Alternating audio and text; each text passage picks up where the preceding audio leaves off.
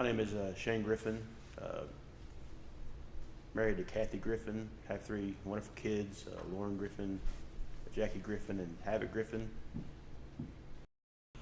Um, when I was 4 months old, my dad he left my mom for another lady that had gotten pregnant.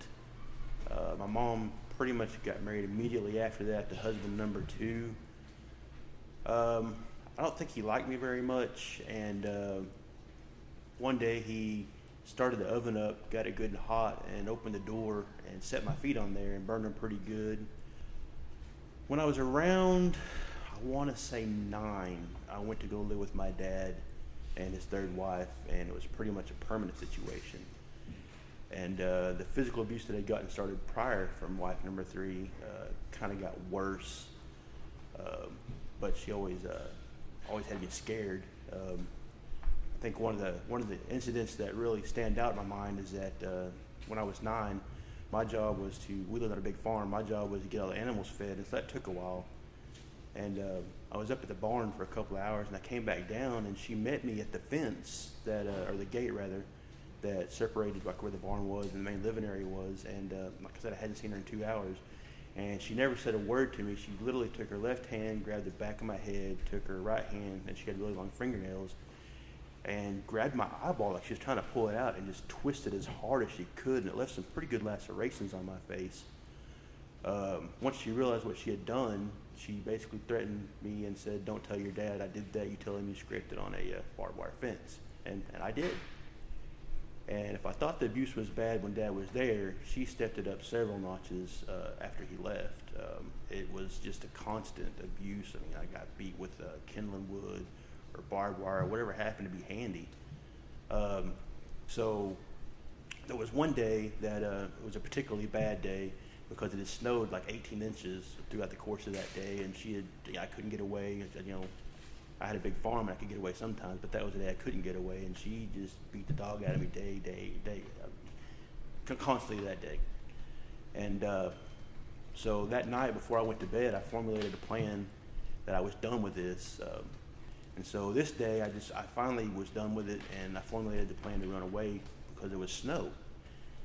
So I remember the first time I ever felt a little bit of freedom was whenever I got to the end of our driveway and made the right-hand turn, and I was behind trees, and she couldn't see me, and she hadn't yelled for me. So where I was headed was about a 20-mile walk, and I think I made about 12 of those miles before a nice couple stopped and picked me up and took me where I was going.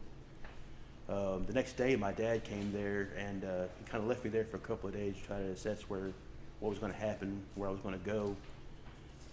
He wound up taking me to his new girlfriend's house, and they fought a lot, but as bad as that was, your perspective changes a lot whenever you go from being beaten hard daily to just having to deal with people not getting along. So apparently at some point in time over the course of the last few months, my dad had decided that he was going to commit suicide, and he was trying to do the thing where he makes things right and all that good stuff. So he decided to get me and my mom back together. So I go live with my mom, and of course she's feeding me these rainbow stories of how her and her 6th husband are, they get along, they never fight, they never drink, they own these businesses, they're doing well. And I lived there for about 2 weeks before I see through that ruse. One night, I remember they were fighting on the back porch. I'm sure one of them had caught the other one cheating or something, and they were having a big fight on the back porch. And it sounded like it was fixing to get physical, and I was going to go outside and make sure that it didn't. And my stepdad told me to go inside, and I told him I was just there to make sure everything was okay, and he jumped up and pushed me.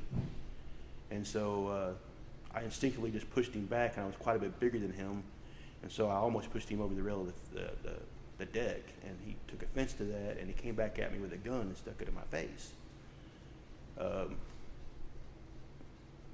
was right around this time that obviously decided they were going to get a divorce, and my dad, I got a call one day, and it was the weirdest feeling. I just knew what the call was. My dad, on attempt number 3, had finally successfully committed suicide. One night, we had a big party at my house. It was me and my roommate's house. And the place was packed, and I had recently gotten a 9mm gun. So I'm in the backyard with a bunch of my friends, and something had kicked me that, life was kicking me all the time. And something had kicked me, and I was just not in a good mood, and I had my gun with me, and there was probably about 3 of us back there. And literally the thought just came to my head, hey, I'm going to blow my head off. I'm done. This is it. Life's not good for me, and I don't like it. So, and I've been around guns my whole entire life, and so I'm proficient with a gun. I know how to use a gun. And so I get it set up and ready to go, and I tell everybody, hey, it's what's fixing to happen. And everybody kind of is frozen in fear, and I stick the gun to my head, and I pull the trigger as hard as I possibly can, and it doesn't fire. And so I recheck everything, take the safety off, and I stick the gun to my head, and I pull it as hard as I can once again, and it still doesn't fire.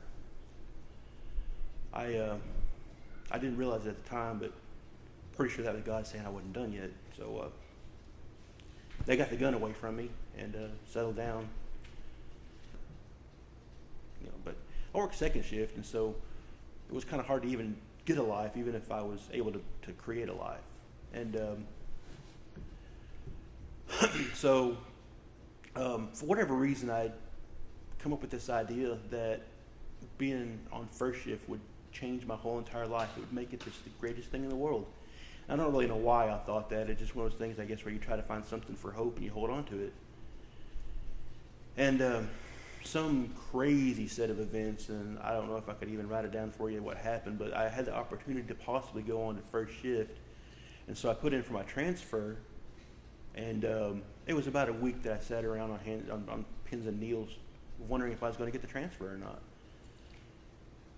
And my boss, not my boss, the first shift boss, one day when I was finishing my shift, came over and he said, hey, good news, I'm putting you on first shift. And the thing that happened next, I can't explain, to be honest with you. It was completely unexpected. I didn't plan.